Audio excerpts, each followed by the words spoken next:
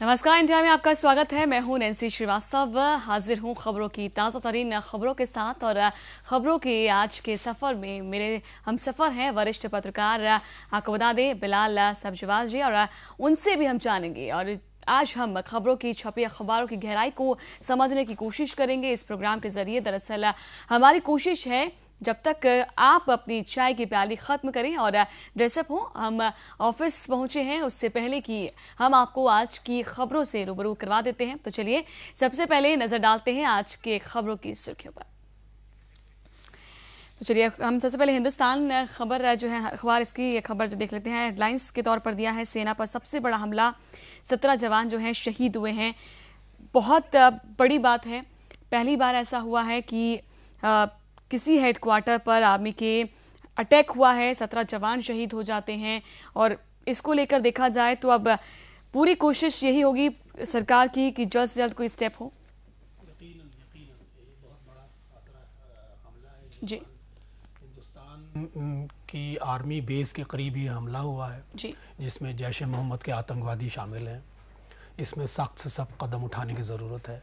ये आतंकवादी हमले हिंदुस्तान में ही नहीं बल्कि पूरी दुनिया में चल रहे हैं। इस पर पूरे विश्व को एक साथ मंथन करने की ज़रूरत है कि आखिर इनसे कैसे बचा जाए और आखिर इस जो आतंकवाद पनपा रहे हैं उन देशों को किस तरह से हम आइसोलेट कर सकें। इस रणनीति पर हमें काम करने की ज़रूरत है।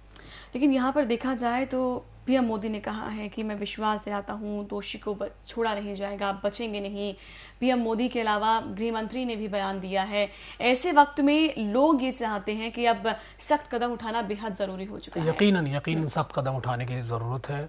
इस पर हमें इंटरनेशनल लेवल पर पाकिस्तान के ख़िलाफ़ एक मुहिम चलाने की ज़रूरत है। लोगों को बताने की ज़रूरत है कि पाकिस्तान से निरंतर आतंकवाद हमारे यहाँ पनपाया जा रहा है, किस तरह से हम उसको आइसोलेट कर सकते हैं, किस तरह से हम इसकी एक चेतना जगा सकते हैं ताकि पाकिस्तान को दी जाने वाली फंडिंग को रोका जा सके। ये सब कदम हमें फ़ौरन जल्द से जल्द उठाने की ज़रूरत है। अगली खबर का रुख करते हैं। हालांकि हेडलाइंस देखा जाए तो सबसे ज़्यादा हेडलाइंस में सुर्खियों में आज जो बनी है खबर वो यही है कि सेना पर जो आत्मघाती हमला हुआ है, 17 जवान शहीद हुए हैं। सबसे अहम खबर यही है। इसके अलावा भी और खबरों पे हम रुख करते हैं क्योंकि हर हेडलाइंस पर, हर खबर पर यही हेडलाइंस दी हुई है। यूपी की सियासत से जुड़ी खबर पर हम थोड़ा सा गौर करेंगे। राजनीति से जुड़ा ये मुद्दा है लेकिन जानना ज़रूरी भी है। शिवपाल ने रामगोपाल के करीबी को निकाला है। जी देखिए, समाजवादी पार्टी में काफ़ी दिन से ये पारिवारिक कलह चल रही है और पिछले एक सप्ताह में तो ये पूरी चरम पर आ गई थी। लेकिन मुलायम सिंह के दखल से ये थोड़ा बहुत कुछ कंट्रोल होती नज़र आ रही है। लेकिन कहा जाता है कि जब शीशे में दरार आ जाती है तो उसको पाटना बहुत मुश्किल हो जाता है। ये कलह मेरे ख्याल है आगे भी बनी रहेगी। जैसे जैसे टिकट वितरण की बात आएगी ये चरम पर दिखाई देगी।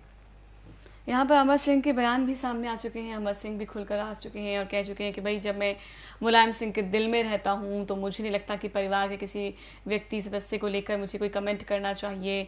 अखिलेश उनके बेटे हैं, मैं उनको लेकर कोई कमेंट नहीं करना चाहता। पूरे प्रारूप को समझे तो दिख रहा है कि कहीं ना कहीं एक राजनीति से संलिप्त पूरा ये मामला है। यकीनन ये देखिए सत्ता की लड़ाई है, इसमें कोई दो राय नहीं कि इसमें समाजवादी पार्टी गुटों में बंट गई है। एक मुलायम सिंह ऐसे व्यक्ति हैं जो इस गुटबाजी को ख़त्म कर देना चाहते हैं। अमर सिंह शिवपाल सिंह के ग्रुप में चले गए हैं, वहीं प्रोफेसर रामगोपाल यादव और अखिलेश का एक ग्रुप बन गया है वहाँ। तो ये गुटबाजी समाजवादी पार्टी में दिन पर दिन बढ़ती जा रही है। अगर इसको नियंत्रित नहीं किया गया तो आने वाले समय में धर्मनिरपेक्ष वोटों का बिखराव बहुत तेज़ी से हमें देखने को मिल सकता है, जिसका एडवांटेज बसपा और भारतीय जनता पार्टी बहुत सुंदरता से उठा सकते हैं और यही गलती नहीं करना चाहते। बिल्कुल यकीन आ गया। अगर समाजवादी पार्टी को अपने कुनबे को जोड़ के रखना है तो उसके लिए मुलायम सिंह को सख्त कदम उठाने पड़ेंगे। लोगों को समझाना पड़ेगा, बताना पड़ेगा कि हमारे बीच में झगड़ा नहीं है, अदरवाइज इसका असर सीधा चुनाव पर आएगा। और यहीं पर शिवपाल को मुलायम ने बनाया है बलि का बकरा। मायावती का बयान सामने आया है और तमाम सवाल करती हुई मायावती दिखाई भी दी हैं। अब दिखाई दे रहा है कि एक कोई भी राजनीतिक ड्रामा सामने आता है और मायावती की तरफ से या किसी भी राजनीतिक पार्टी या विरोधी पार्टी की ओर से कोई बयान सामने ना आए तो ऐसा तो हो नहीं सकता। सवाल भी खड़े कर दिए हैं कि अब चुनावों में आपको लग रहा है कि आपको हार मिलने वाली है और हमारी पार्टी आने वाली है, इसलिए आपने बलि का बकरा शिवपाल को बना दिया है और अखिलेश की छवि को बहुत साफ सुथरा बता दिया। क्या कहेंगे? देखिए, मायावती इस समय उत्तर प्रदेश में प्रथम विकल्प के रूप में देखी जाती है। जी। वो चाहती हैं कि समाजवादी पार्टी का झगड़े का लाभ सीधा सीधा उनको मिले। तो इस समय जो पारिवारिक कलह है वो इसलिए अपना आपको एग्रेसिव बनाए हुए हैं ताकि जनता के बीच में संदेश दे सकें कि वो प्रथम विकल्प है। और बहुजन समाजवादी पार्टी की प्रमुख मायावती इस एग्रेसिवनेस को अगर जितनी ज़्यादा मेंटेन रखेंगी, जितना ज़्यादा इसको एनलार्ज करेंगी, जितना ज़्यादा इसको आगे बढ़ाएंगी, तो इसका इन्हें ज़रूर यकीनन इसको लाभ मिलेगा। चलिए आगे बढ़ते हैं। और हालांकि जुड़ा हुआ ये जो खबर है जुड़ी हुई नोएडा से ही जुड़ी है। नोएडा से चुनाव लड़ सकती हैं शीला दीक्षित, यानी कि यूपी की सियासत से जुड़ी हुई ये खबर है। इसको समझना चाहेंगे। हालांकि लग रहा है कि कांग्रेस की ओर से उपाध्यक्ष पूरी कोशिश में जुटे हुए हैं, पूरी कोशिश में लगे हैं, रैलियां कर रहे हैं, खाट सभा, एक अलग ही अंदाज उनका नजर आया है। इसके जरिए वो पूरी कोशिश कर रहे हैं किसानों के दिल में जगह बनाने की। लेकिन शीला दीक्षित का नाम सामने आना और लिख भी रहा, इसमें लिखा हुआ है कि चुनाव जो है नोएडा से लड़ने वाली है, तो साफ है पूरा प्रारूप तैयार हो चुका है, पूरी प्लानिंग हो चुकी है। देखिए, इस पे अभी जल्दबाजी होगा कि शीला दीक्षित नोएडा से चुनाव लड़ेंगी नहीं लड़ेंगी। ये खबर है जो सोर्सेज के माध्यम से आई है। ऐसी खबरें बहुत सारी आती रहती हैं और इसको ये मान लेना कि ऐसा होने जा रहा है, ये अभी चुनाव बहुत दूर है। तो लेकिन अगर शीला दीक्षित मुख्यमंत्री की उम्मीदवार है कांग्रेस पार्टी की तरफ से, तो उन पर ये दायित्व ज़रूर होता है, ये लोगों की अपेक्षा ज़रूर रहती है वो कहाँ से चुनाव लड़ेंगी। लेकिन ये भी हो सकता है कि वो चुनाव ना लड़ें, ये भी हो सकता है। ये सारा निर्णय पार्टी तय करेगी, लेकिन अभी ये कहना कि चुनाव लड़ेंगी जल्दबाजी होगा मेरी नज़रिए से। तो दैनिक जागरण इस अखबार ने इस खबर को सुर्खियों में रखा हुआ है। कुछ और भी खबरें हैं, हालांकि अलग अखबारों को भी हम समझने की कोशिश करेंगे। हालांकि यूपी की बात करें, उत्तर प्रदेश की बात करें, तो एक आध खबरें और हम इसका समझ लेते हैं।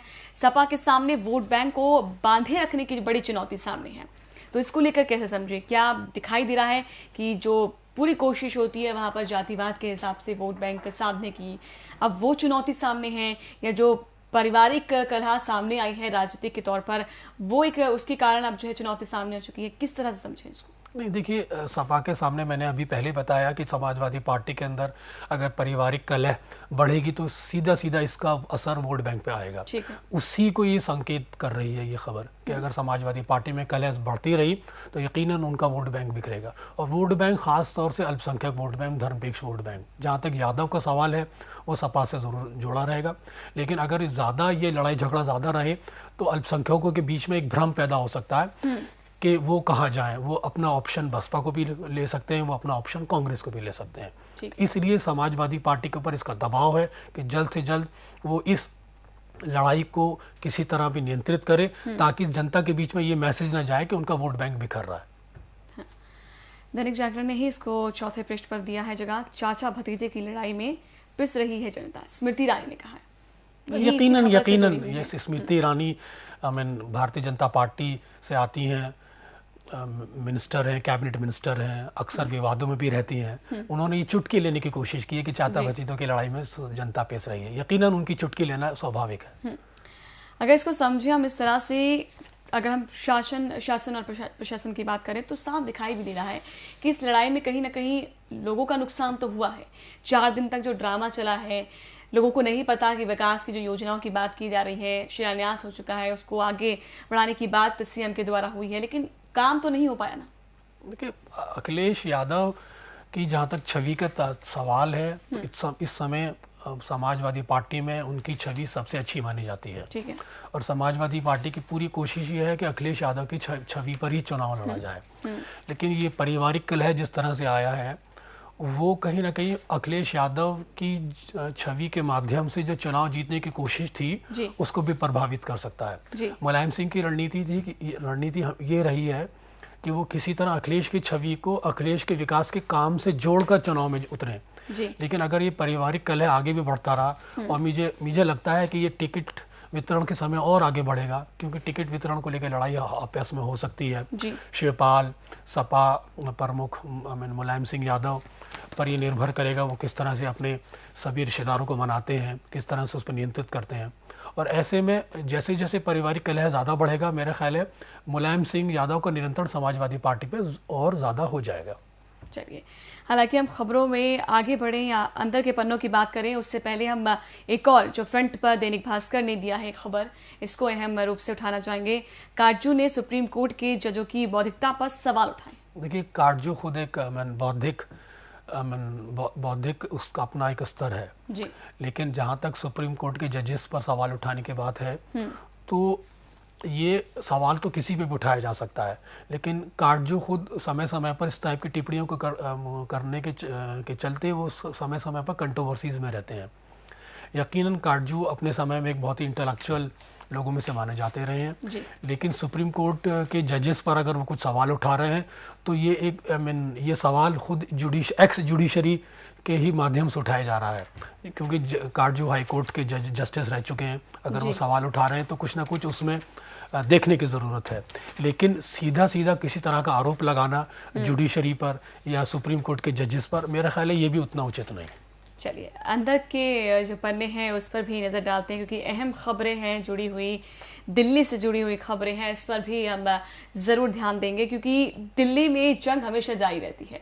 भले ही वो जंग कि हम केजरीवाल और उपराज्यपाल की बात करें या फिर अब जो अस्पतालों की जंग है उसकी बात करें, क्योंकि जंग इसलिए कह रहे हैं इसको हम क्योंकि चिकनगुनिया, मलेरिया, डेंगू एक ऐसी समस्या है जो दिल्ली वासियों के बीच में है। कई लोग जान अपनी गंवा चुके हैं, लेकिन गंभीरता नहीं दिखाई दे रही है दिल्ली सरकार की। जंग ने किया है अस्पतालों का दौरा, हालांकि अब दिखाई दे रहा है, पहले खुद जो है उपराज्यपाल इसको लेकर डिप्टी सीएम को फैक्स कर चुके हैं कि जल्द ही आप वापस लौटें। इसको किस तरह से लें?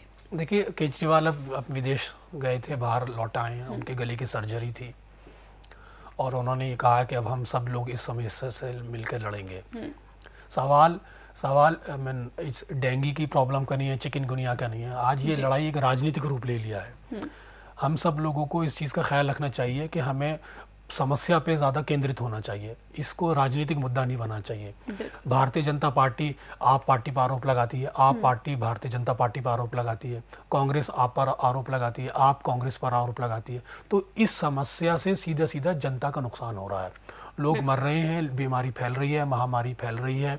इस पर हमें बहुत ज़्यादा संतुलित होकर, केंद्रित होकर, संवेदनशील होकर सोचने की ज़रूरत है कि हम इस पर किस तरह से फोकस करें, लोगों का नुकसान ना हो, सफाई के इंतज़ाम हो। एमसीडी को ख़ास तौर से इस चीज़ का ख्याल रखना चाहिए, जिसके हाथ में सब सफाई के इंतज़ाम दिल्ली में रहते हैं।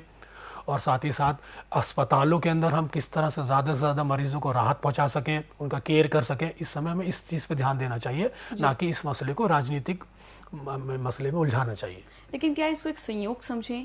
गले की सर्जरी के बाद दिल्ली लौटे हैं केजरीवाल, फिनलैंड दौरे से लौटे हैं, सिसोदिया ने एलजी पर निशाना हालांकि साधते हुए नजर आए हैं, वहीं एलजी भी जो है दौरा करते हैं। तीनों एक साथ आ चुके हैं, पहले तीनों ही नहीं थे। जनता सवाल कर रही थी कि आखिरकार भाई कहाँ हैं, और इन सवालों के जवाब अब ढूंढने की कोशिश की गई तो तीनों एक साथ हैं सामने। नहीं, यकीनन जनता का सवाल करना वाजिब है, क्योंकि जब आप किसी समस्या से ग्रस्त होते हैं तो उस समाज में जो सरकार का प्रतिनिधित्व होता है, उन प्रतिनिधियों को जनता तलाशती है, उन रिप्रेजेंटेटिव्स को जनता तलाशती है। तो यकीनन जनता का सवाल वाजिब था, लेकिन इत्तफाक ये तीनों एक साथ लौटे, ये भी हम सब लोगों के लिए अच्छी बात है, ताकि सब लोग भी कोऑर्डिनेशन के साथ काम कर सके और जनता की भलाई कुछ हो सके। आज सबसे बड़ी समस्या ये है कि हम इस बीमारी को किस तरह जल्द से जल्द नियंत्रित कर सकें। राजधानी दिल्ली की ही खबर है, क्योंकि राजधानी दिल्ली से जुड़ी खबरों को भी लेना बहुत अहम है। राष्ट्रीय राजधानी है, राजधानी की सड़कों पर उतारी गई हैं 100 नई क्लस्टर बसें। इसको किस तरह से लें, क्योंकि लगातार दिल्ली सरकार आड़े हाथों पर है, क्योंकि सवाल खड़े किए जा रहे हैं। एक तरफ डेंगू चिकनगुनिया से लोग परेशान हैं, स्वास्थ्य विभाग को लेकर सवाल खड़े हैं, लेकिन क्या ये सौगात देकर लोगों के जो जख्म है उस पर मरहम लगाने की कोशिश है? देखिए, क्लस्टर्स बसें पहले भी उतरती रही हैं। दिल्ली के अंदर पॉपुलेशन का प्रेशर है, दिल्ली की जनता को एक ड्यूरेबल एंड रेस्पेक्टेबल ट्रांसपोर्टेशन की ज़रूरत है। इस क्लस्टर्स बसों को उतारने के लिए कहीं ना कहीं जनता को एक सुविधा प्रदान कराना है। यकीनन ऐसे माहौल में जब दिल्ली की जनता त्रस्त है तो इस तरह के अच्छा ट्रांसपोर्टेशन उन्हें मिले, अच्छी उन्हें बसेस मुहैया हो, तो यकीनन एक जो दबाव है बसेस पर, जो हमारे यहाँ जो स्केर्सिटी है बसों को लेकर, वो इससे कहीं ना कहीं किसी हद तक नियंत्रित होगी। संपादकीय पृष्ठ पर भी हम जाएंगे, अलग अलग जो मुद्दे हैं उसको लेकर लिखा गया है, आतंकवाद को लेकर लिखा गया है, राजनीति की लाइलाज बीमारी को लेकर लिखा गया है। लेकिन इससे पहले दिल्ली की एक अहम खबर है, अमानतुल्लाह खां की गिरफ्तारी से इनकार है यहाँ पर, और यौन उत्पीड़न के आरोपों के सामना कर रहे हैं आम आदमी पार्टी के एक और विधायक। देखिए, आम आदमी पार्टी के यही अकेले विधायक नहीं जो इस तरह के समस्या का सामना कर रहे हैं। ऐसे आरोप कई और विधायकों पे भी लगे। ये ओखला से ये विधायक हैं और गिरफ्तारी को अगर मना कर रहे हैं, मेरा ख्याल है ये तो उनका अपना निजी निर्णय होगा। क्या इस पर लीगल एक एंगल बनता है, इस चीज़ को सामने रखना चाहिए इनको कि अगर हम ऐसा नहीं होना चाहिए कि इनके खिलाफ जनता में कोई आक्रोश हो। अगर ये अपना आप को सच्चा समझते हैं तो इन्हें सभी चीज़ों का सामना करना चाहिए और सफाई से लोगों को बताना चाहिए ताकि इनकी छवि जनता के बीच में बनी रहे। चलिए, हालांकि उत्तर प्रदेश को लेकर हम तमाम बातें कर चुके हैं, लेकिन एक अहम चीज़ यहाँ पर पूछना चाहूँगी।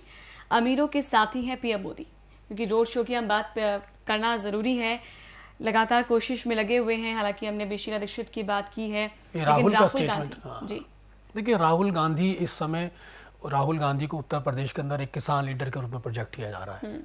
किसानों, उत्तर प्रदेश में इस समय किसान लीडरशिप का अभाव है। एक समय महेंद्र सिंह टिकैत हुआ करते थे जो किसानों की समस्या को उठाया करते थे। उससे पहले चौधरी चरण सिंह हुआ करते थे। अजीत सिंह किसानों की पृष्ठभूमि से आते हैं। लेकिन राहुल गांधी ने अपनी राजनीतिक शैली को थोड़ा सा बदलते हुए इस समय किसानों के मुद्दे पर फोकस किया है। वो न्यूनतम समर्थन मूल्य की बात कर रहे हैं। और राहुल गांधी निरंतर उत्तर प्रदेश के अंदर भारतीय जनता पार्टी को फोकस बना रहे हैं। वो जानते हैं कि हम जितना भारतीय जनता पार्टी को निशाना बनाएंगे उतना हमारा वोट बैंक बढ़ेगा, क्योंकि भारतीय जनता पार्टी और कांग्रेस के बीच का जो वोट बैंक है वो ऊंची जातियों से जुड़ा है। तो राहुल गांधी चाहते हैं कि महंगाई के मुद्दे पर, किसानों के मुद्दे पर मोदी को सीधा घेरा जाए, क्योंकि मोदी ने न्यूनतम समर्थन मूल्य का उसका 50% बढ़ा के देने की बात की जो वादे पूरे नहीं हुए। तो ऐसे समय में राहुल गांधी एक राजनीतिक व्यक्ति होने के नाते इस अपॉर्चुनिटी को अवेल करना चाहेंगे कि ज़्यादा से ज़्यादा मोदी पर निशाना साध के वो अपना हित साध सकें। एक महत्वपूर्ण खबर है जनसत्ता अखबार की पृष्ठ नंबर 7 पर, और खबर यह है कि हिंदी को राष्ट्रीय भाषा का दर्जा देने के लिए याचिका दायर की गई है। यानी कि मान ले आने वाले समय में इसको लेकर नेशनल एक लैंग्वेज के रूप में सामने आ सकेगी। देखिए, याचिका आप डाल सकते हैं, लेकिन भारत की अगर जो भारत की विविधता है, विविधता में जो हमारी एकता है, भारत एक बहुत बड़ा देश है। यहाँ साउथ का अपना अलग कल्चर है, नॉर्थ का अपना अलग कल्चर है, ईस्ट का अपना अलग कल्चर है, वेस्ट का अपना अलग कल्चर है। तो जहाँ तक सवाल रहा हिंदी को राष्ट्रीय भाषा बनाने का, तो ये एक लॉन्ग टर्म प्रोसेस है। इस पर हम सहमति से आगे बढ़ सकते हैं। लेकिन जहाँ तक सवाल है रीजनल लैंग्वेजेस का, तो हमें ऐसा टकराव की तरफ नहीं बढ़ना चाहिए कि राष्ट्रीय भाषा के चलते राज्यों की रीजनल भाषाओं को ये लगने लगे कि हमारे ऊपर एनक्रोच किया जा रहा है। क्योंकि पूर्व में इस तरह के मसले उठते रहे हैं। करुणानिधि का आंदोलन इसी चीज़ को लेकर था कि हिंदी ना थोपी जाए, इसलिए साउथ के अंदर आज उन्होंने बहुत बड़ा आंदोलन खड़ा किया था और आज वहाँ हिंदी विरोधी एक समाज पैदा कर दिया था। तो इस राष्ट्र याचिका आप डाल सकते हैं, लेकिन हमें इस चीज़ का ध्यान रखना चाहिए कि हमें इसके लिए एक अवेयरनेस की ज़रूरत है। हिंदी भाषा की एक्सेप्टेबिलिटी राष्ट्रीय स्तर पे हो, हमें इसके लिए योजनाबद्ध तरीके से काम करने की ज़रूरत है और उसमें चेतना जगाने की ज़रूरत है। लोगों में अवेयरनेस पैदा करने की ज़रूरत है, लोगों में रुझान पैदा करने की ज़रूरत है, ताकि उनकी खुद लैकिंग इस ज़बान के लिए बढ़े, इस भाषा के लिए बढ़े और ये भाषा अपने आप में एक राष्ट्रीय भाषा के रूप में परिवर्तित हो जाए। यानी कि लेकिन अगर देखा जाए तो अलग अलग हम पश्चिमी देशों की बात करें तो वहाँ पर एक है लैंग्वेज है, कोई उनकी राष्ट्रभाषा है। हालांकि हम जानते हैं कि इंग्लिश को एक इम्पॉर्टेंस है, हम बाहर जाते हैं तो सबसे पहले हम भी प्रेफर करते हैं कि हमें इंग्लिश आनी चाहिए, लेकिन हर देश की एक राष्ट्रभाषा होना ज़रूरी नहीं होता। नहीं, हर देश की एक राष्ट्रभाषा होना ज़रूरी है, इसमें मैं इनकार नहीं कर रहा। लेकिन मैंने बताया कि भारत के अंदर बहुत सारे मजहब हैं, बहुत सारी विविधताएं हैं, बहुत सारे कल्चर हैं, बहुत सारी समस्याएं हैं, खासतौर से भाषा को लेकर। तो इस चीज़ को ध्यान में रखते हुए हमें ऐसे कार्यक्रम चलाना चाहिए कि लोग हिंदी के प्रति आकर्षित हों। एक चेतना जगाने की ज़रूरत है, अवेयरनेस कैंपेन चलाने की ज़रूरत है और हिंदी भाषा को लेकर सभी राज्यों में इंस्टीट्यूशंस खोलने की ज़रूरत है, ताकि लोग हिंदी भाषा सीखें, हिंदी भाषा के प्रति उनका लगाव बढ़े और ये अपने आप में एक समयबद्ध तरीके लॉन्ग टर्म में एक राष्ट्रभाषा के रूप में परिवर्तित हो सके। तो अहम खबरें हैं और अलग अलग सुर्खियाँ अलग अलग दी हुई हैं खबरों में, इनको समझना बेहद ज़रूरी है। हालांकि कुछ अखबार हैं जिन्होंने अहम चीज़ जो सबसे दी है वो है यूपी की सत्ता से जुड़ी हुई, सियासत से जुड़ी हुई। उरी सेक्टर में जो हमला हुआ है वो संपादकीय पृष्ठ की बात करें तो सिर्फ एक ही खबर दिखाई दे रही है और वो है जो सरहद पर जवान शहीद हुए हैं, इसको लेकर लेकिन क्या अब लगता है जिस तरह से संपादकीय पृष्ठ में भी दिख रहा है कि अभी हमला हुआ है लेकिन अब इस पर विचार करने की आवश्यकता है। इंग्लिश न्यूज़पेपर की बात करें, द इंडियन एक्सप्रेस की बात करें, हिंदुस्तान टाइम्स की बात करें, इन सब में भी यही चीज़ है। अब ऐसा क्या वक्त है, कैसे जो है सरकार को एक्शन लेना चाहिए, क्योंकि राजनीतिक विशेषज्ञ बहुत अच्छे से इसको समझते भी हैं, सब कुछ एनालाइज करते हैं, उसके बाद अपने जो है प्रेजेंटेशन देते हैं, कोई अपना व्यू रखते हैं। ऐसे में हम क्या करें या सरकार को क्या करना चाहिए? देखिए, इस सब हमले की केंद्र बिंदु में अगर आप देखें तो कहीं ना कहीं कश्मीर है जी। चाहे आतंकवाद का मसला हो, ठीक है, या फिर पाकिस्तान से बातचीत करने का मसला हो, ये एक ही सिक्के के दो पहलू हैं। पाकिस्तान चाहता है कि भारत हमसे बात करे, ठीक है, भारत चाहता है कि पाकिस्तान पहले आतंकवाद को बंद करे। टकराव इसी बिंदु पर आके होता है। लेकिन सच्चाई ये है कि पाकिस्तान की जो रणनीति है प्रॉक्सी वॉर की, वो आज की तारीख में इररेलेवेंट हो गई है। ओके। आज उसको लेकर अंतर्राष्ट्रीय स्तर पर एक नकारात्मक माहौल बन रहा है कि पाकिस्तान हिंदुस्तान को अगर बातचीत में एंगेज करना चाहता है तो ज़रूरी नहीं वो आतंकवाद का सहारा ले। पाकिस्तान को आतंकवाद का रास्ता छोड़ना होगा भारत के साथ। लेकिन हमेशा दिखाई देता है कि पाकिस्तान को कोई इलाज नहीं दिखाई दे रहा है, ऐसे में क्या करें? देखिए, जहाँ ये ऐसा बहुत संवेदनशील मसला है, इसमें आप सीधा लड़ा तो नहीं जा सकता, क्योंकि आज अंतर्राष्ट्रीय परिस्थितियाँ ऐसी नहीं कि आप किसी से लड़ लें। पाकिस्तान एक एटॉमिक एनर्जी है, तो उसके लिए आपको ज़रूरी है कि किसी ना किसी तरह पाकिस्तान पर अंतर्राष्ट्रीय स्तर पर दबाव बनाया जाए। पाकिस्तान को किस तरह से आप अंतर्राष्ट्रीय स्तर पर आइसोलेट करें, अलग थलग करें। पाकिस्तान को जो अंतर्राष्ट्रीय स्तर से जो पैसा मिलता है, वो पैसा पाकिस्तान को ना पहुंचे ताकि उसका इस्तेमाल आतंकवादी गतिविधियों में ना हो। इस दिशा में हमें काम करने की ज़रूरत है। कुछ खबरें खेल जगत से भी लेना चाहेंगे, क्योंकि खेल जगत की भी खबरें कुछ अहम हैं, लेकिन मैं चाहती हूँ कि इकोनॉमिक जो टाइम्स अखबार है इसके ज़रिए भी कुछ समझने की कोशिश करें। यहाँ पर कुछ व्यापार से जुड़ी खबरें हैं। कल हमने खबर देखी थी, इवन आज भी वो सुर्खियों में है। गोल्ड को लेकर, सिल्वर को लेकर ज़्यादा खबरें हैं कि भाई व्यापार किस तरह से भारत में इसको लेकर बढ़ रहा है, कितना रेशियो है कि विमेन इसके लिए ज़्यादा जो है अट्रैक्टिव होती हैं या अट्रैक्ट इसके लिए होती हैं, कितना विमेन होते हैं या मैन होते हैं। इस रेशियो को देखते हुए भी अगर हम भारत में गोल्ड और सिल्वर की व्यापार की बात करें, विशेषकर कि बिजनेस किस तरह से है, उसका कंपैरिजन अलग कंट्री से किया जाए, तो किस तरह से देखें इसको? देखिए, इस समय भारत तो एक मंदी के दौर से गुजर रहा है। ठीक है, हमें हमारी इकोनॉमी पे प्रेशर है, लेकिन जहाँ तक गोल्ड के व्यापार की बात है, जहाँ तक सिल्वर के व्यापार की बात है, तो ये डिपेंड करता है कि इकोनॉमी पे डिपेंड करता है। अगर भारत की इकोनॉमी अच्छी होती है तो उस हिसाब से गोल्ड के प्राइसेस और सिल्वर के प्राइसेस फ्लक्चुएट होते हैं। और जहाँ तक रहा परचेजिंग का ताल्लुक, उस गोल्ड की परचेजिंग का ताल्लुक, जहाँ तक रहा सिल्वर की परचेजिंग का ताल्लुक, तो भारत के अंदर गोल्ड की परचेज करना या सिल्वर को परचेज करना एक परंपरा से भी जुड़ा है। ठीक है, लोग के पास जब पैसा होता है तो उनकी प्रायोरिटी पहले यही होती है वो किसी तरह गोल्ड प्रीफर करें। लेकिन आज हमें इस चीज़ की ज़रूरत है कि हम किसी ना किसी अपने मार्केट के अंदर पूंजी को ज़्यादा से ज़्यादा किस तरह से डालें। जितने हम मार्केट में ज़्यादा पूंजी डालेंगे, जितना निवेश करेंगे, उतनी ही अर्थव्यवस्था में लिक्विडिटी बढ़ेगी, उतना ही फ्लो बढ़ेगा। जहाँ तक रहा गोल्ड की परचेजिंग का ताल्लुक, तो ये सब इंटरनेशनल इकोनॉमी, नेशनल इकोनॉमी पर निर्भर करता है। इसका प्राइस का फ्लक्चुएट होना, इसका ख़रीदा जाना, तो कहीं ना कहीं भारत में धार्मिक भी माना जाता है बहुत सारी जगहों पर। बिल्कुल। इसको हालांकि दे दिया है, देखा मैंने कि 12 पेज पर दिया हुआ है, Indian selling their silver imports में फॉल। हालांकि इसको लेकर हम डिस्कस कर चुके हैं। मेन रीज़न दिखाई देता है जब हम महंगाई की बात करते हैं, इसको लेकर लोगों के बीच में एक अलग ही बिहेव है कि जिस वादे के साथ सरकारें आती हैं वो वादा नहीं दिखाई देता है। वेजिटेबल प्राइसेस ईज, इसको हम किस तरह से लें? देखिए, महंगाई ऐसा चीज़ है जो सभी आदमी को प्रभावित करती है, चाहे वो मध्यवर्गीय परिवार हो, चाहे वो गरीब परिवार हो। इसका असर अगर अछूता रहता है तो अमीर वर्ग पर रहता है, लेकिन वो अमीर वर्ग भारत में है कितना?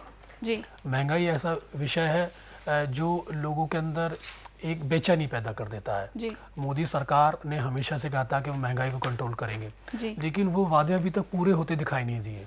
हालांकि बहुत हद तक स्टेट इशू भी है कि मानसून पे भी निर्भर करता है, मानसून पे भी निर्भर करता है कि वर्षा कितनी अच्छी हुई है।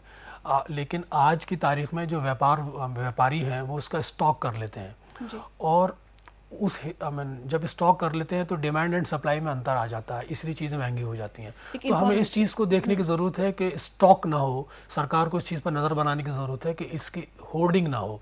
जितनी ज़्यादा होर्डिंग होगी चीज़ों की दाम उतने बढ़ जाएंगे और जिससे जनता पर सीधा प्रभाव आता है, जनता परेशान होती है। एक इम्पॉर्टेंट खबर, हालांकि खबर जो समय है जो बहुत कम बचा है, लेकिन पैरालंपिक में रेस के दौरान हुई है ईरानी साइकिलिस्ट की मौत। खेल जगत से जुड़ी खबर है, स्पोर्ट्स की खबर है, एक दुखद है। एक तरफ हम ये पूरी कोशिश करते हैं, हालांकि हमारे देश की खबर नहीं है, लेकिन फिर भी इस पर एक विचार होना सामने बेहद ज़रूरी है। खिलाड़ी किसी भी देश का क्यों ना हो, उस पर ध्यान देना बेहद आवश्यक है हर देश के लिए। देखिए, हादसा कहीं भी घट सकता है। हादसा कोई बता के नहीं होते हैं। हादसे की कोई समय नहीं होता है, कोई सीमा नहीं होती है। हादसे कहीं भी घट सकते हैं, लेकिन हमें इस समय इसको ये देखने की ज़रूरत है कि इसके पीछे क्या कारण रहे या आखिर हादसा क्यों घटा।